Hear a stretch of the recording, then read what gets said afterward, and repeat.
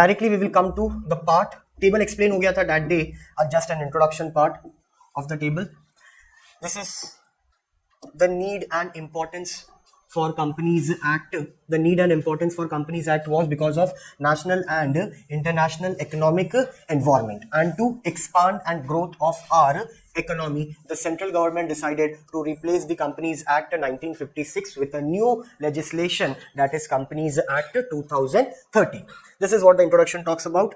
And in this Companies Act, we have given some more importance to the people who comes under the category called whistleblower. It's a concept.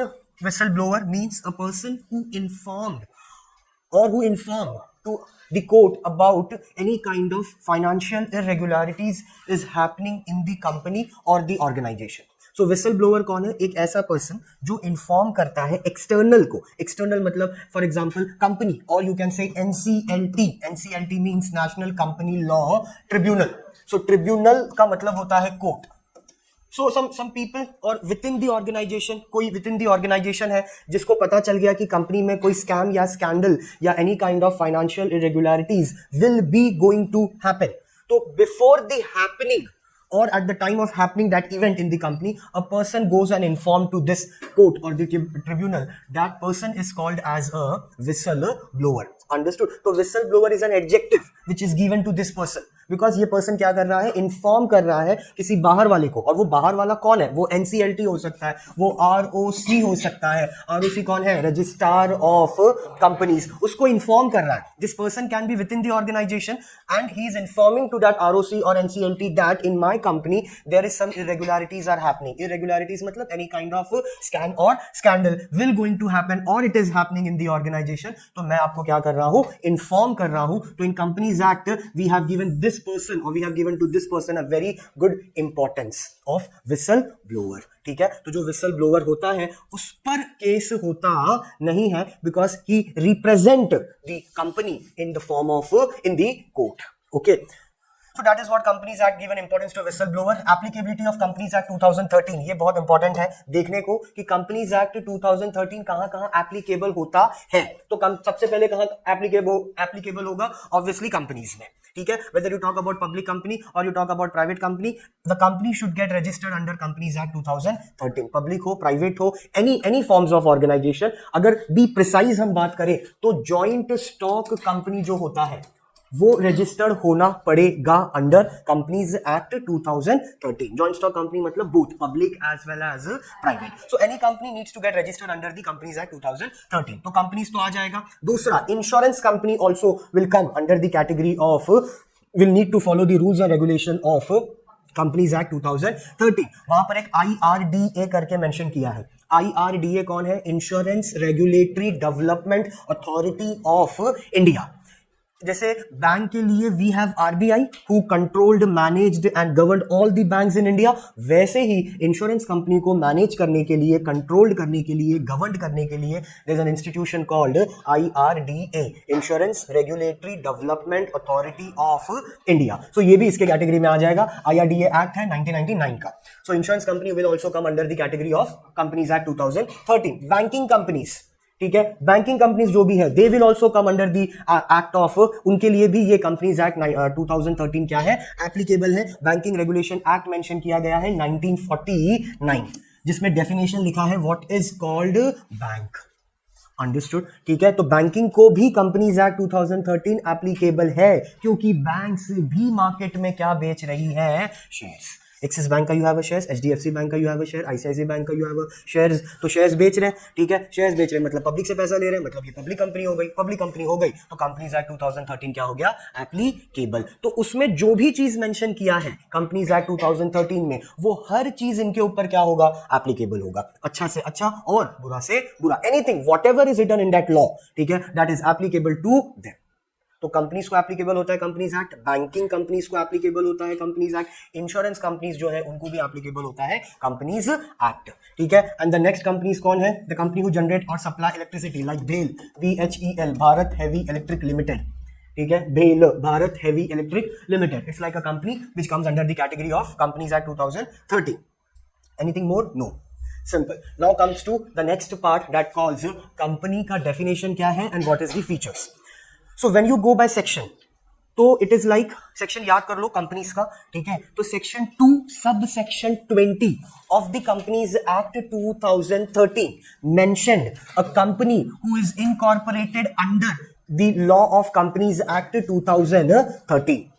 Understood? मिला सबको? जो मैंने बोला वो मिला सबको book में, ठीक है। तो ये डेफिनेशन सबसे छोटा है, इसके लिए it is much more easy for you to understand, ठीक है, कि सेक्शन क्या है 2 है, सब सेक्शन क्या है 20 है of the companies act 2013। Any company who is registered under this act will come under the category of company.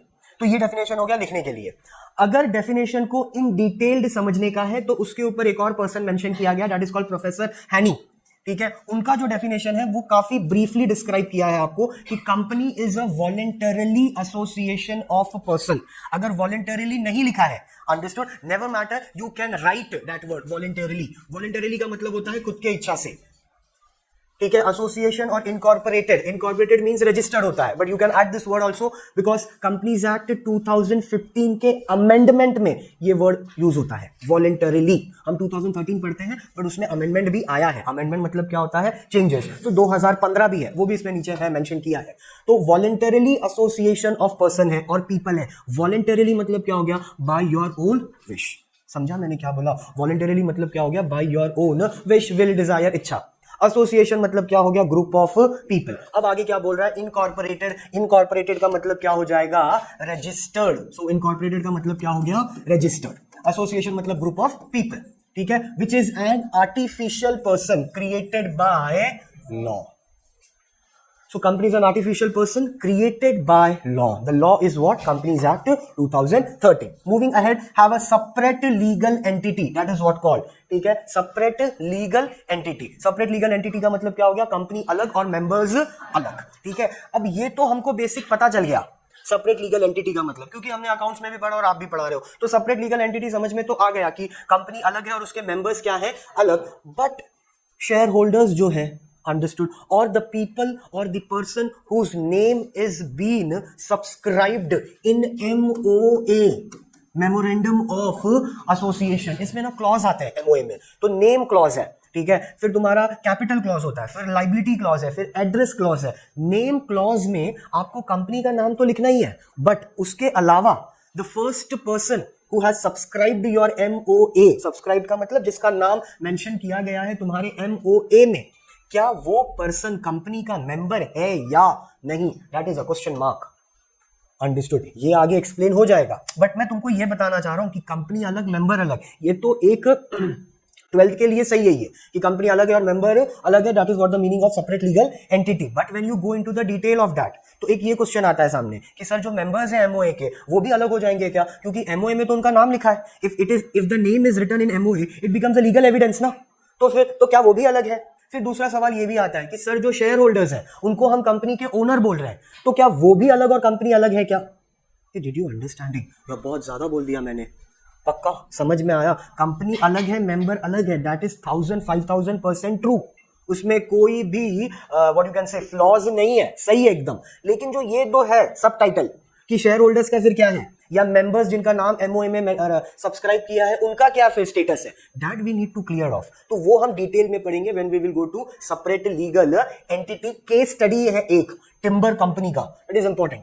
Okay, so separate legal entity हो गया। उसके बाद फिर क्या है? Perpetual succession. So when we say perpetual succession, इसका मतलब भी तुमको पता ही है। परपेचुअल सक्सेशन क्या हो जाता है? Never ever company die or it will never ever end. People will come, people will go, but the company will still stand still for a longer period of time. Company को फर्क नहीं पड़ रहा है कि कोई आ रहा है या कोई जा रहा है, company will be still there. Okay, so that becomes your perpetual succession. And again you have a common seal. In this common seal also we have a much contradictory statement आगे चल के कि थप्पा कॉमन सील कंपनी में चल रहा है या नहीं। That is also the point is, ठीक है।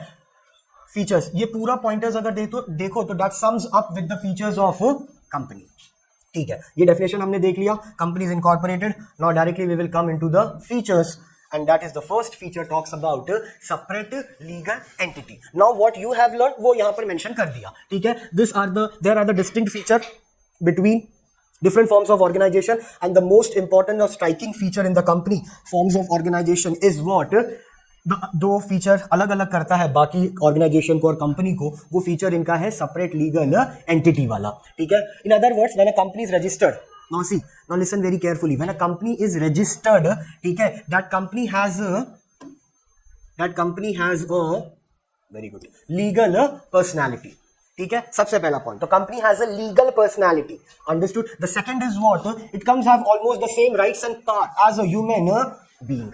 तो मतलब company also has the same rights and power like other human being. Understood. Fine. उसके बाद it is distinct, मतलब difference from and separate of that its members. Now what company can do? Sir, company can take a loan on his own name. Yes. तो company can own property.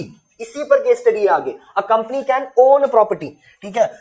खुद का bank account भी हो सकता है in the name of a company, current account. Raise loan also, loan भी ले सकता है कंपनी. इसके लिए विजय माल्या ने किंगफिशर के नाम पर क्या लिया था? लोन. इनकर लाइबिलिटीज, ठीक है, and enter into a contract. Simple. Understood. Any difficulty यहाँ पर? Fine. Now we move to next. It is a law, a person which is different from the subscriber, ठीक है, of MOA, that is Memorandum of Association. Its personality is distinct and separate from the personality those who compose it. Now what does this point says? तो जो पहला हमारा point था कि sir जो member का नाम, जैसे कि if I say ना, so if you want to start a company, the first person who comes is called promoter, ठीक है. इसी प्रमोटर को हम बोलते हैं कि पब्लिक कंपनी में मिनिमम कितना मेंबर होना चाहिए? 7. और प्राइवेट कंपनी में कितना होना चाहिए? 2.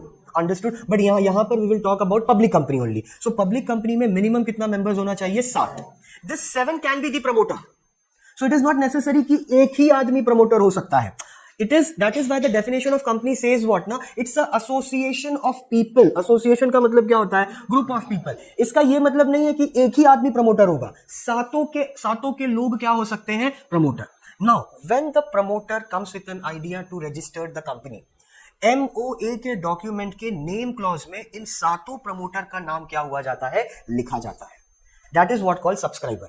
And the promoter is the first director of the company. So who is the first director of the company? The promoter itself. Why? Because his name is written in MOA. और director appoint नहीं होता. Directors क्या होता है? Elected. Understood? So director का definition है Companies Act में, that directors are the elected representative of the shareholder. So who are directors? Directors are the legal representative of the shareholder. Legal representative of the shareholder as well as elected representative of the shareholder.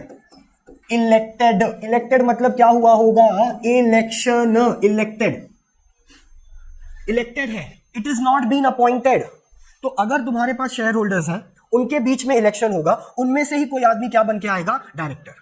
So director becomes what? Director is a legal as well as elected representative of the shareholder. मैंने company अभी start किया है, I don't have shareholders with me. तो फिर मैं election कैसे करूंगा? क्योंकि शेयर होल्डर कब बनेगा? जब कंपनी क्या बेचेगा? शेयर्स. टॉपिक समझा?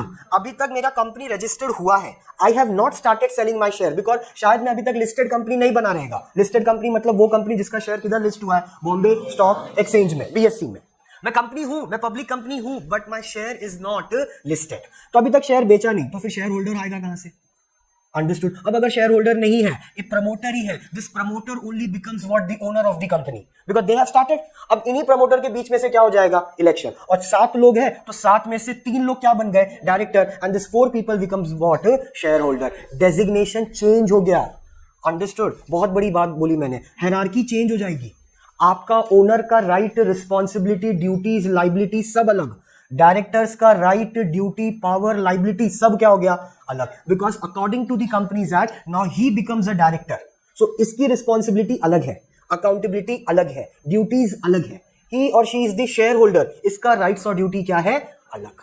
अंडरस्टूड. तो जो भी नाम जिसका भी मेंशन किया गया है, सब्सक्राइबर जो भी MOA का है, अंडरस्टूड, वो भी कंपनी का मेंबर है. Because his name or her name is registered or subscribed in MOA. So he or she becomes the member of the company. And if he or she becomes the member of the company, तो member अलग हो जाएगा और company क्या हो जाएगा? अलग. तो जिसका नाम MOA में मेंशन किया गया है वो भी कंपनी का क्या है, मेंबर। और अगर वो मेंबर है तो सेपरेट लीगल एंटिटी होगा, मतलब वो भी अलग होगा और तुम्हारा कंपनी क्या होगा, अलग। Understood? I have started the company. It's my idea to start the company. I have written my own name in MOA. लेकिन अब लॉ के हिसाब से आप MOA में आपका नाम मेंशन है, मतलब you become the member of the company. Company खुद एक पर्सन है जो कि आर्टिफिशियल है, जिसको चला कौन रहा है, लॉ। तो वो लॉ बोल रहा है कि अब तुमने नाम लिख दिया, अब तुम अलग हो गया, और जिस नाम से तुमने कंपनी चालू किया वो क्या हो गया, अलग। So Manoj is a person, Manoj limited is an another person. So Manoj Limited becomes an artificial person and Manoj becomes what? A member of the company. Now I am different and company is different. Although the company started by me, the idea of mine has started the company, but my name is subscribed in MOA. Now I becomes the member और ये company. तो दोनों फिर क्या हो गया, separate legal entity. Okay, चलो next इसी पे बात करेंगे हम आगे. So even member, अब जो member है, अब जो मैं हूँ, I can also enter into what? A contract with a company. Understood? Acquire rights. So I take the rights against it, incur liability, debts of the company, creditors can sue it onto the member. Okay. A company is capable. Now this point is important for case study. A company is capable of owing, enjoying and disposing of property in its own name. In its own name. Next sentence क्या है? Although the capital and assets are contributed by the shareholder, the company becomes the owner of its capital and assets. Share holder ने contribute किया है, but share holder उसका asset का मालिक नहीं है, कैपिटल का मालिक नहीं है। Then who? Company. The share holders are not the private और joint owner of the company's property. Simple sentence, ठीक है। A member does not even have an insurable interest. Insurable interest का मतलब, हाँ, ये प्रिंसिपल्स ऑफ इंश्योरेंस में था, principle of insurable interest, मतलब any financial, any monetary compensation benefit, उसमें मेरा कोई भी इंटरेस्ट नहीं है, बीइंग एज दी मेंबर। तो कंपनी ने अगर एसेट बेचा, तो बेच के अगर पैसा मिला, तो वो पैसे में मेरा कोई भी इंटरेस्ट नहीं है, if I am the member और I am the share holder, कोई भी होने दो, चाहे मैं मेंबर हूं, चाहे मैं डायरेक्टर हूं, चाहे मैं शेयर होल्डर हूं। अगर company has disposed his asset और उससे जो पैसा मिला है, उस पैसे पर मेरा कोई भी हक नहीं है। सिंपल है, that is what the point says. The leading case study is there, now read the case study, it's very small.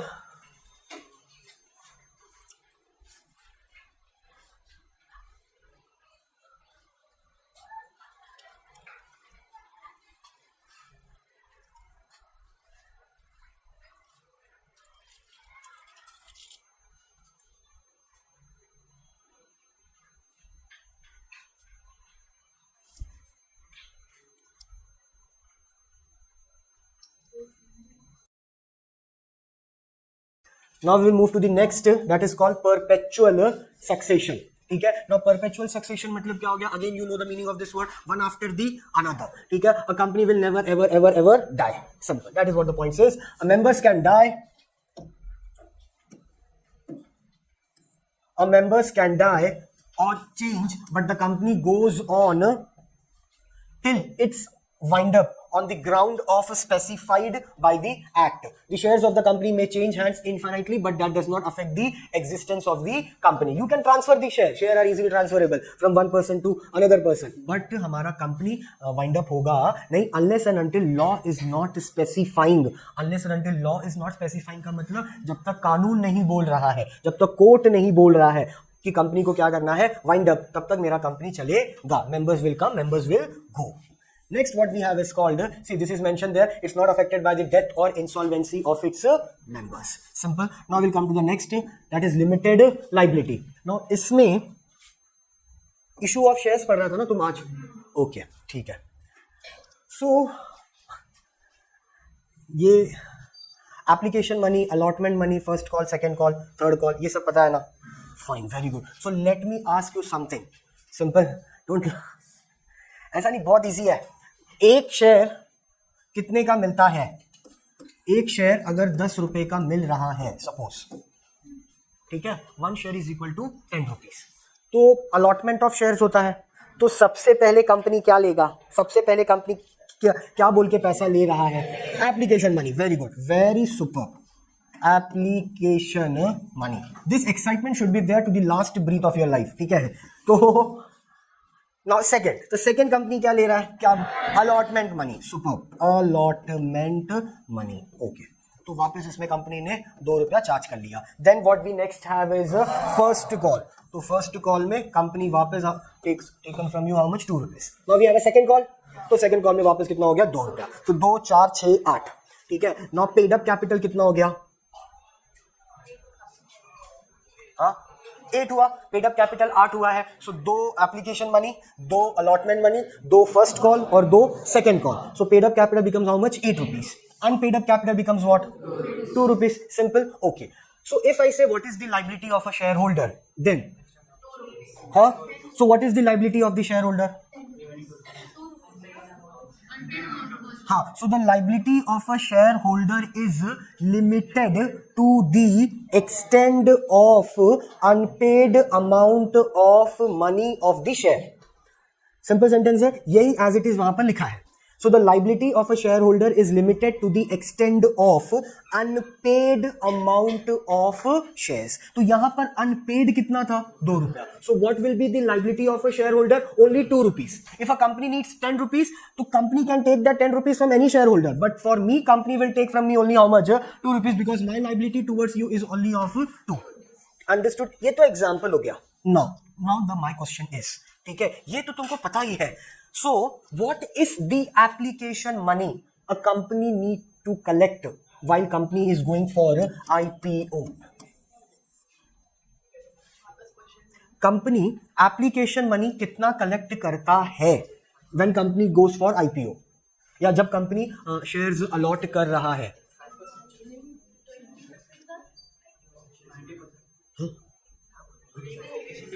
Application money कितना मांगेगा, मैं एप्लीकेशन मनी में कितना मांगने वाला हूं, that is what I am asking. So how many people are saying 5%, 5%, 5%, 5%. समझा मैंने क्या पूछा, पक्का everyone ₹5, I mean 5%. And how many people are saying 25%, 20. Let's have a deal, 20. Nobody. You are saying 20%. Okay. So the answer is what now? The application money can company take is 5%. But as per SEBI guidelines, it is 25% of the nominal value of the share. ठीक है. So application money आप कितना collect कर सकते हो, 5%. But as per, उसमें नहीं है बेटा, but as per SEBI guidelines कितना होना चाहिए, 25% of the nominal value of shares. So if a share is ₹10, तो उसका 5% तुम समझ लो कितना होगा. ठीक है, that will be the application money. Simple as that. ठीक है, और minimum subscription कितना होना चाहिए, 90%. that will come under your category of subscribed capital. अगर 90% नहीं हुआ तो रिटर्न करना पड़ेगा. कौन, शेयर्स को रिटर्न करना पड़ेगा, शेयर एप्लीकेशन मनी रिटर्न करना पड़ेगा. वो मैं समझ गया. ठीक है, नहीं मैं ये पूछ रहा हूं कि अगर 90% शेयर नहीं बिका, so what will be the next scene, not of the company, of the underwriter. हाँ, अंडरराइटर क्या करेगा, खुद खरीद लेगा. ठीक है, अगर अंडरराइटर, क्योंकि underwriter gives you the guarantee of the statement कि 90% मैं शेयर बिकवा के दूंगा. Who is underwriter, a scheduled bank. ठीक है, a government bank. So becomes an underwriter. So underwriter gives you the guarantee of selling what? 90% of the share. अगर नहीं बिका तो वो क्या करेगा, खुद खरीद लेगा. और फिर कंपनी क्या कर रहा है, कंपनी जो तुमने बोला, फिर लेटर ऑफ रिग्रेट सेंड करेगा.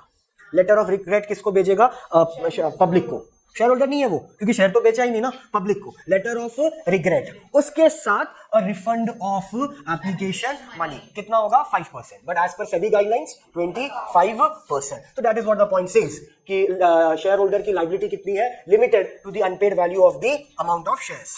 ठीक है, चलो now will move to the next part. अब ये तो सिंपल है, तुमको पता ही है. ठीक है, कंपनी लिमिटेड बाय गारंटी. इसमें कौन किसको गारंटी दे रहा है, कंपनी मेंबर को या मेंबर कंपनी को, सोच के बताना, कौन किसको गारंटी दे रहा है, कंपनी मेंबर को गारंटी दे रही है या मेंबर गारंटी दे रहा है कंपनी को. तो कंपनी मेंबर को क्या गारंटी दे रही है कि जब वाइंड अप होगा तो, पॉइंट रीड करो जरा, इधर से देख लो, गारंटी कौन किसको दे रहा है, पहले मुझे ये बताओ. हाँ, तो कंपनी जब वाइंड अप होगा तो पैसा दूंगा, लेकिन पैसा कौन दे रहा है, कंपनी पैसा दे रहा है किसको? मेंबर्स को, शेयर होल्डर्स को. That is what called company limited by guarantee. But I will give you a money back, but at the time of winding up of a company. This is the most important point. Company wind up नहीं होगा, I will not giving you any kind of money because this company is limited by guarantee, not by shares. Understood? So ये company is limited by guarantee. Then what we have next is called unlimited company, जिसकी liability obviously क्या होगा? Unlimited. And when you say unlimited liability, it means your personal assets will be on stake. ठीक है, चलो next what we have is called artificial legal person. The first point is again very simple. A company is an artificial person created by a process other than the natural birth. It's a legal और judicial. It is legal or judicial as it is created by law. Simple. Further, a company being a separate legal entity can own property, have banking account, raise loan, incur liability and enter into a contract. ठीक है. Even member can contract with company, acquire rights against it or liability and sue on his own name. ठीक है. But what company can do? But what company cannot do? ठीक है. So company cannot take an oath or marry or practice any learned profession. ठीक है. Learned profession बोला तो CA, CS, LLB, doctor, ऐसा नहीं हो सकता. ठीक है. Because it's an artificial legal person. और कंपनी टू समझा, company can not go to. That's an important point. ठीक है. That is why the members of the companies get caught red handed. ठीक है. Now is the what, as the company is an artificial person, it can act only through some human agency, and that agency is who? Directors. The directors cannot control the affairs of the company. They manage. ठीक है. They don't control, they manage the affairs of the company and act its agency, but they are not the agent of the company. Underline that sentence. Directors are not the agent of the company.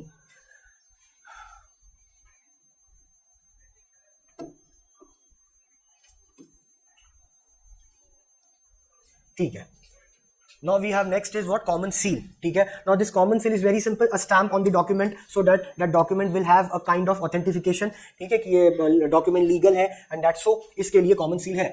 So a company being an artificial person is not bestowed with the body of a natural being. Is a not legal natural person. Therefore, it works through the agency of human beings. Common seal is the official signature of a company, which is affixed by the officers and employees of the company on its every document. Now see the changes. Amendment क्या है? So Companies Act Amendment 2015 में common seal को हमने opt कर दिया है.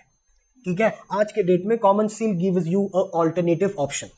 आप common seal रख भी सकते हो और आप कॉमन सील नहीं भी. तो उसके बिहाफ पे आप क्या करना है? You need to have a sign off 2 director and company secretary. Just imagine. ठीक है. So 2 director and a CS of the company. तो this is what I want to explain to you कि this is what the real value और you can say the position of a company secretary in the company.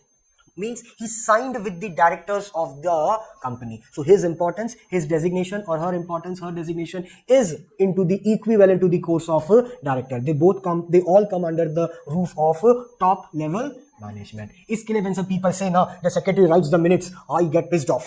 ठीक है. मैं sign कर रहा हूँ document पे, मेरी साइन ऑथेंटिफाई कर रही है कि ये डॉक्यूमेंट क्या है? लीगल है. और पढ़ाया क्या जा रहा है लोगों को कि ही rights what? The minutes in the meeting. मतलब ही नोट डाउन कि हाँ क्या बोला सर आपने, बताओ. I am taking a tip और एन ऑर्डर फ्रॉम यू. ठीक है. I am signing the document which shows that कि वो लीगल डॉक्यूमेंट है कंपनी के साथ डायरेक्टर्स